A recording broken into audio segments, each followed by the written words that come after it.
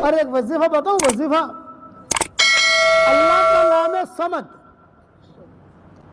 قل هو اللہ احد اللہ الصمد لم یلد ولم یولد ولم یکن لہ کفوا احد.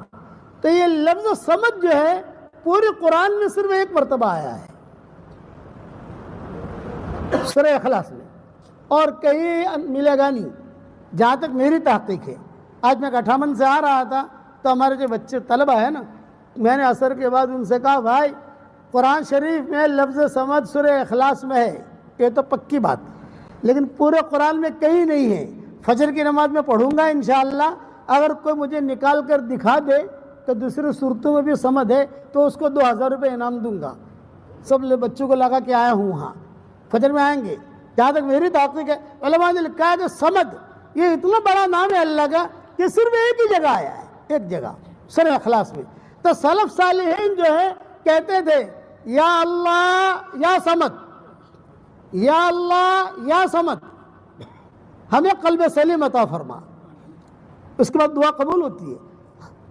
قرآن کے اندر رحمان صمد نہیں کہا، رحیم صمد نہیں کہا، غفار صمد نہیں کہا. یہ بھی تو کہہ سکتے تھے رحمان صمد. بے اللہ جب صمد کے آگے نام لانا تھا تو ودود صمد کہہ سکتے تھے. یہ تو قافیہ ہی ملتا ہے، ودود صمد، شکور صمد، رحمان صمد، رحیم صمد، غفور صمد، کچھ نہیں.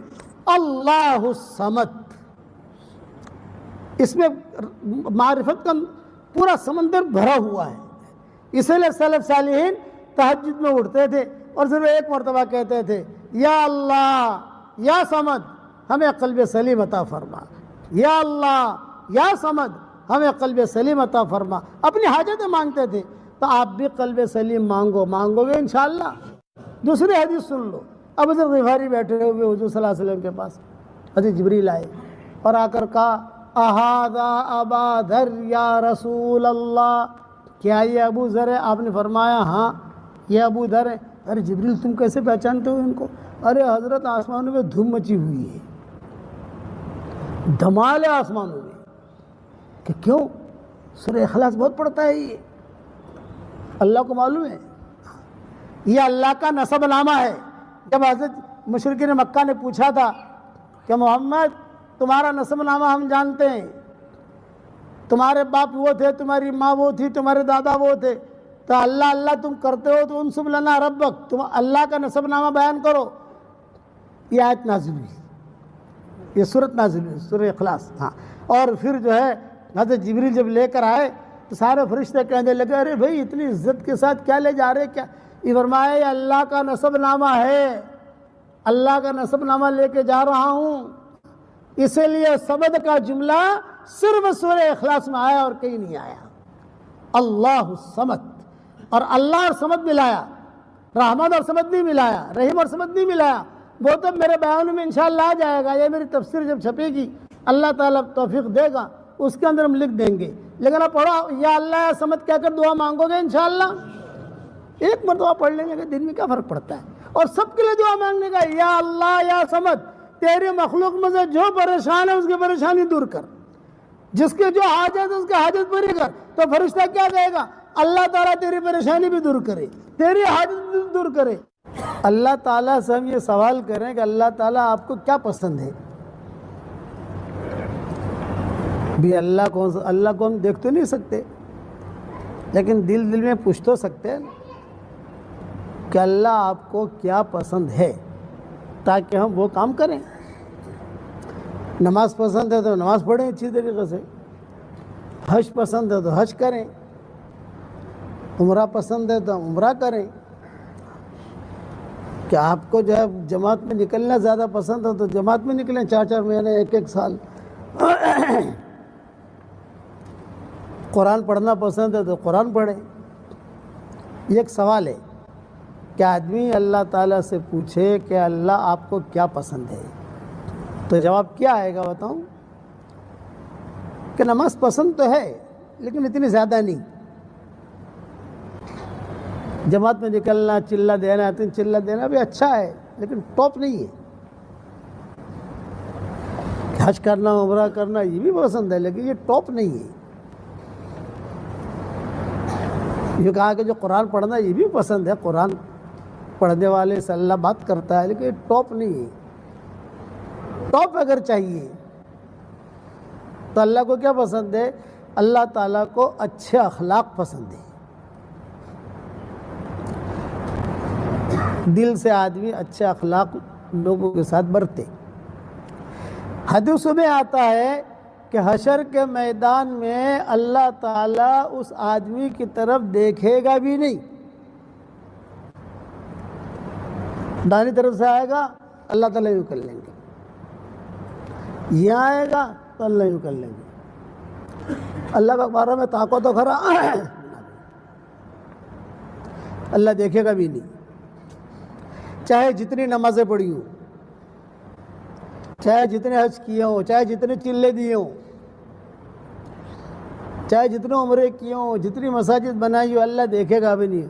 پوچھا گیا بدبخت کون ہے وہ ایسا آدمی کہ جسے اللہ دیکھے گا بھی نہیں، حالانکہ کام سارے کیے ہیں؟ تو کیا فرمایا کہ اس آدمی کی طرف، اس عورت کی طرف اللہ نہیں دیکھے گا، چاہے کتنا ہی دیندار دنیا میں کیوں شمار نہ ہوتا ہو۔ کون ہے وہ بدبخت آدمی؟ یہ فرمایا کہ جس کی بد زبانی سے، جس کی بد اخلاقی سے، جس کی بد کلامی سے لوگوں نے اس سے ملنا جلنا چھوڑ دیا ہو۔ بعض لوگ ہوتے ہیں نا کہ یار اس سے مت ملو، ان کو ہوگا تو 10 سنائے گا اپنے کو، یہ آتا ہے روایتوں میں۔ اس لیے اللہ تعالیٰ کو اخلاق یہ سب سے زیادہ پسند، بد اخلاقی یہ سب سے زیادہ ناپسند۔ حضور صلی اللہ علیہ وسلم کو جو تعریف کی اللہ تعالیٰ نے، یہ تعریف نہیں ملے گی کہ آپ بہت اچھی نماز پڑھتے ہیں، قرآن میں کوئی آیت نہیں ملے گی آپ کو۔ آپ بہت اچھا قرآن پڑھتے ہیں، قرآن شریف میں کوئی آیت نہیں ملے گی۔ آپ کا حج بہت اچھا ہے، قرآن میں نہیں ملے گا آپ کو۔ کہ آپ کا عمرہ کہ بہت اچھا ہے، یہ نہیں ملے گا کہیں۔ حالانکہ تہجد بھی پڑھتے تھے، نماز بھی پڑھتے تھے، اللہ کے راستے میں بھی جاتے تھے، لیکن آپ کے اخلاق کی تعریف ملے گی۔ وَإِنَّكَ لَعَلَىٰ خُلُقٍ عَظِيمٍ، نبی جی آپ تو بہت اونچے اخلاق پر ہیں۔ اس لیے اخلاق سیکھو، اور اخلاق میں سب سے پہلی آتی ہے کیٹیگری خدمت کی۔ دیکھو ایک پوائنٹ بتاتا ہوں، کوئی مولوی بتائے گا نہیں آپ کو۔ ہماری شریعت میں جتنی نیکیاں ہیں ان سب کو اگر قبول کرانا ہو تو 100% اخلاص لائیے آپ۔ 100% کوائف جسے کہتے ہیں ہمارے ہاں، کہ آپ کی جماعت جاری ہے فلاں جگہ بن کے کوائف کیا ہے، میں کتنی مرتبہ چلہ لگایا، کتنی مرتبہ 3 چلے لگائے، برابر عمومی گشت میں شریک ہوتے نہیں ہوتے، مہینے کے 3 دن لگتے تب جا کر ان کا رخ ملتا ہے، خاص طور سے فوراً بھیجنے والوں کے لیے۔ تو ہر نیکی کے لیے 100% کوائف کی ضرورت ہے۔ نماز قبول کرانی ہے 100% کوائف لائیے آپ، روزہ قبول کرانا ہے 100% کوائف لائیے آپ، حج قبول کرانا ہے 100% کوائف لائیے۔ صرف ایک نیکی ہماری شریعت میں ایسی ہے جس میں 100% کی ضرورت نہیں ہے، اور وہ کون سی نیکی ہے؟ خدمت۔ 0 بھی ہوگا نا، خدمت بھی قبول ہوگی۔ بدکار عورت نے صرف پانی پلایا کتیا کو، مغفرت ہو گئی۔ اب وہ دیندار نہیں تھی، وہ بدکار عورت تھی، خالی کتے کو پانی پلایا۔ یہ اتنی اونچی چیز ہے، خدمت، اخلاق، کسی کے ساتھ اچھا برتاؤ کرنا، کسی کو اچھی باتیں بتانا، کسی کے ساتھ میٹھی زبان سے بولنا۔ یہ نہیں میٹھی زبان سے بولے اور دل میں کچرا بھرا ہوا ہو۔ اللہ کو سب معلوم ہے کس کے دل میں کیا ہے۔ اِنَّهُ عَلِيمٌ بِذَاتِ الصُّدُورِ۔ علماء نے لکھا ہے کہ خدمت کرنے کی کئی قسمیں، اخلاق کی کئی قسمیں۔ ایک قسم ہے کہ مال دے دو کسی کو، آدمی ہر آدمی مال نہیں دے سکتا، خود کمزور ہے، تو میں چلو اس کے لیے کوئی ادنا درجہ خدمت کا اور ادنا درجہ اخلاق کا، یہ ادنا سے ادنا درجہ کہ آدمی اس کے لیے دعا کرے. یہ تو کر سکتا ہے کہ نہیں کہ اس میں پیسہ لگتا ہے. آپ نے فرمایا کہ بعض بخیل ایسے ہوتے ہیں جو دعا بھی نہیں کرتی، اور جب دعا مانگو قبول تھی جائے تو یہ بد اخلاق ہے. اللہ کو بد اخلاق پسند نہیں. اخلاق والا مرد، اخلاق والی عورت، یہ اللہ کو پسند ہے. حضور صلی اللہ علیہ وسلم نے اخلاق پر تقریر نہیں کی، حدیث بیان کی یہ کرو یہ کرو یہ کرو، لیکن اخلاق خود برتے حضور صلی اللہ علیہ وسلم نے. حضرت عثمان غنی یہ مالدار صحابہ میں شمار ہوتا ہے. معاذ بن جبل یہ بھی بہت بڑے مالدار تھے، بعد میں فقیر ہوئے، ان کا قصہ ہوا، لیکن بہت رئیس آدمی تھے وہ معاذ بن جبل پہ. یہ غریب صحابہ میں شمار ہوتا ہے ان کا. لیکن آپ نے کیا فرمایا؟ ہنی اللہ کے ابن مسعود، اے ابن مسعود تیرے لیے خوشخبری ہے، تجھے جب تولا جائے گا تو تیری پنڈلیوں کا وزن احد پہاڑ سے زیادہ ہوگا. 5 کلومیٹر کا ہے احد پہاڑ. ہم مدینہ منورہ میں ہوتے ہیں تو ساتھیوں کو ہم کہتے ہیں کہ ابھی چلو ہمیں ذرا احد پہاڑ پر چکر لگوا لو، سمجھے راؤنڈ. تو برابر جب پورا یوں چکر لگاؤ تو 5 کلومیٹر ہوتا ہے.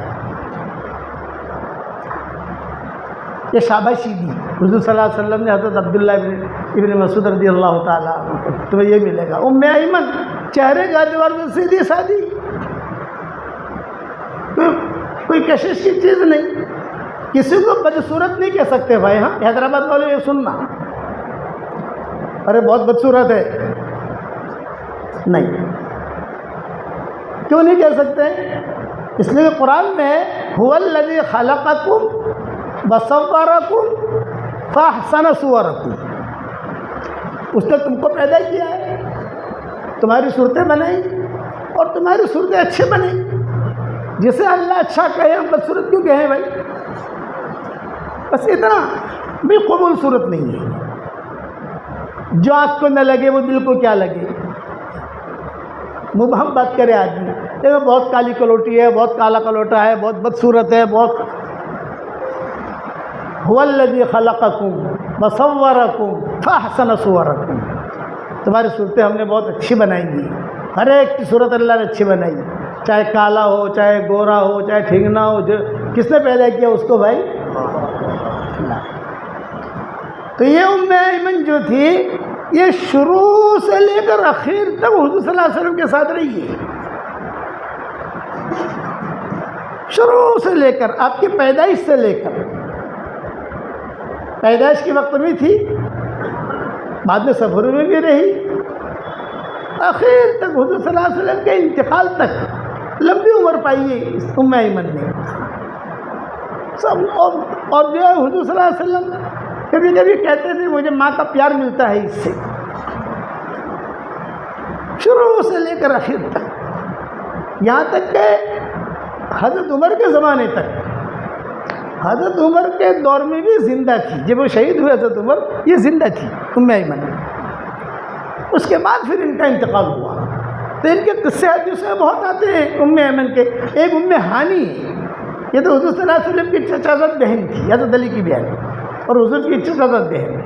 جہاں حضور صلی اللہ علیہ وسلم مکہ میں قیام کرتے تھے کہ مجھے ام ہانی کے گھر میں ٹھہرانا. آپ فرماتے تھے کہ مجھے ام ہانی کے گھر میں میرا پڑاؤ ڈالنا، کمرہ وغیرہ ٹھیک کر دیتی تھی. اور ایک ام ایمن ہے آخر تک، یہاں تک کیا پیدا ہوئے تو وہ ساتھ تھی.